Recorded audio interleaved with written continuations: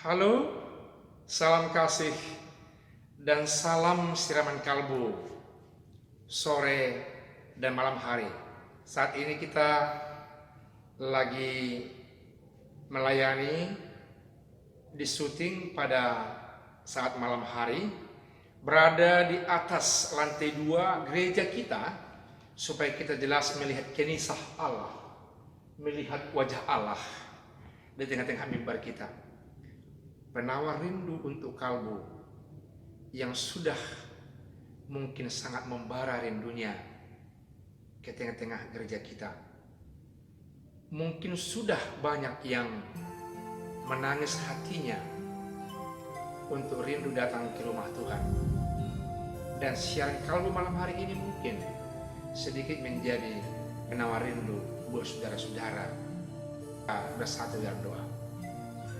Biarlah Tuhan senantiasa yang menyertai dan memberkati kami, sehingga sungguh-sungguh Roh Kudus Tuhan membuat keteduhan hati dan kalbu kami disapa oleh firman Tuhan, dan kami mengerti atas rencana dan kehendak Tuhan dari kehidupan kami. Karena itu berfirmanlah Engkau ya Allah, karena kami anak-anak-Mu telah siap untuk mendengarkannya. Dalam nama Yesus kami berdoa. Amin. Firman Tuhan untuk kali ini saya ambil dari 1 Petrus pasal pertama ayat yang ke-23, 24 dan 25.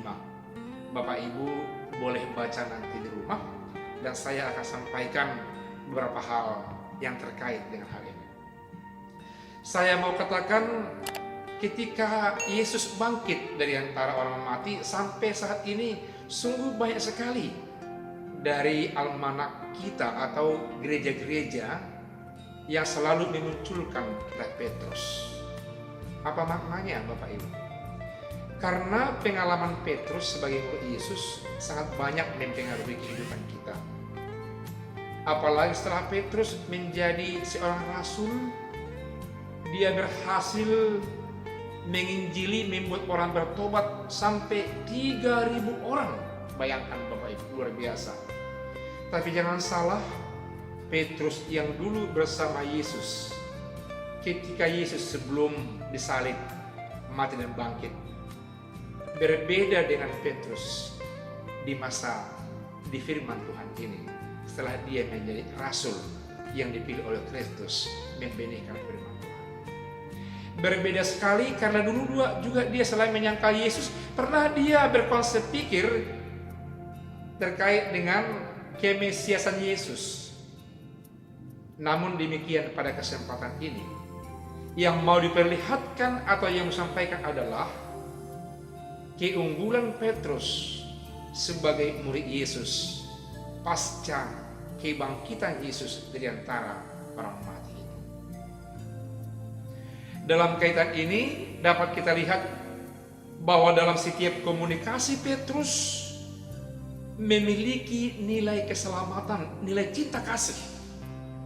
Saudara yang kasih, ada 3 hal menurut Pendeta Dr. Peter Tinambunan komunikasi yang memiliki cinta kasih yang dielaborasi dari kehidupan Petrus pada teks ini. Dapat kita lihat pertama adalah diksi. Apa yang dimaksud dengan diksi Bapak Ibu? Diksi adalah pilihan kata-kata yang bermakna, penggabungan antara kata yang satu dengan kata yang lain. Dalam kaitan ini Petrus mengatakan kepada jemaat yang telah terhempas dari tengah-tengah komunitasnya, yang selalu distigma, distempel sebagai orang pendatang rendahan, yang senantiasa dihempas dari komunitas umum karena dianggap orang-orang rantau dalam kehidupannya.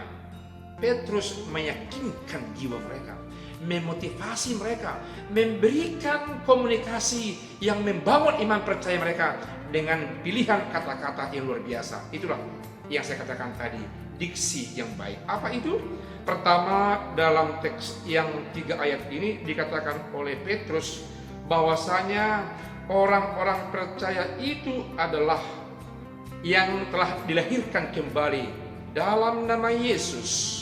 Mereka percaya Yesus yang bangkit itu, itulah sebagai pertanda yang melahirkan mereka. Dan Petrus juga hidup dalam pemahaman itu. Dan iman yang seperti itu membuat dia berubah. Dikatakannya kepada orang yang ada di Asia Kecil, di Bitinia, bahwa kamu adalah orang yang sudah dilahirkan kembali. Bukan dilahirkan oleh materi yang fana, tapi dilahirkan oleh firman Tuhan yang kekal. Dan yang kedua, rangkaian kata yang kita katakan tadi cukup bermakna itu, dikatakan Petrus kepada orang Kristen supaya kuat iman percayanya, bahwasanya firman Tuhan yang kekal itu adalah berita Injil, berita sukacita yang membuat hati pikiran saudara-saudara yang telah dipilih, yang dilahirkan kembali itu merasa sejahtera dalam kehidupannya sehari-hari. Yang pertama. Yang kedua, Petrus senantiasa memiliki intonasi yang baik.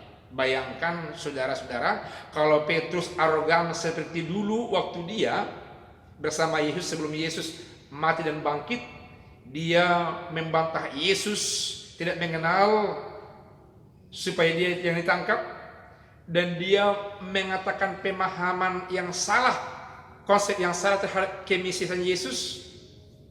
Nah, pada saat ini bukan Petrus itu lagi Petrus. Dia orang yang lemah lembut berbicara sehingga orang banyak datang mendengarkan khotbahnya, membuat sekaligus bertobat karena khotbah Petrus. Saudaraku yang kekasih, orang-orang yang percaya meski memiliki sikap yang seperti ini, sehingga orang merasakan ada sentuhan kasih ketika kita menyampaikan kata-kata yang terpilih dalam kehidupan kita. Dan yang ketiga adalah ekspresi, air wajah, air muka kita meski bisa membuat orang senang karena kita menunjukkan simpati dan empati kita kepada orang yang berhadapan dengan kita, sehingga orang merasakan bahwa kehidupannya ada sungguh-sungguh dalam diri kita, dan diri kita sungguh-sungguh ada dalam kehidupannya yang terdalam. Kalbunya dengan kalbu kita, jiwanya dengan jiwa kita, doanya dengan doa kita, rohnya dengan roh kita, bersatu dalam roh Allah yang memperbaharui kehidupan itu. Petrus dikatakan sebagai orang yang finishing well. Jika dibandingkan kehidupannya waktu masa Yesus melayani sebelum mati dan bangkit, kelihatannya Petrus bukanlah orang yang betul-betul pengikut Yesus.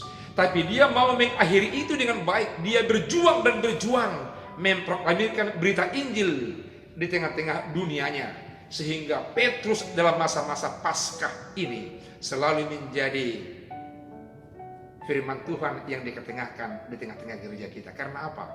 Kita mungkin banyak yang merasa terhimpit di tengah-tengah orang banyak. Jiwa kita, kalbu kita sering terancam di tengah-tengah masyarakat biasa, di bangsa ini, di negara ini, di masyarakat kita. Tapi firman Tuhan meyakinkan bahwasanya engkau adalah orang yang telah dilahirkan kembali. Engkau berharga di mata Tuhan, dan engkau senantiasa adalah orang yang dipilih menerima berita sukacita, dan kamu harus sampaikan berita sukacita itu. Dan kini pasenya adalah untuk kamu menyampaikan semua tugas tanggung jawab berita sukacita itu. Kiranya firman Tuhan ini menyapa kalbu kita dan sekaligus menyegarkan kita, karena kitalah yang dipilih oleh Tuhan dalam nama Yesus. Amin. Kita berdoa. Terima kasih Bapa di sorga, karena Engkau berkenan melahirkan kami kembali dalam kekekalan, bukan dalam kefanaan, yakni dalam nama Yesus Kristus yang kekal itu.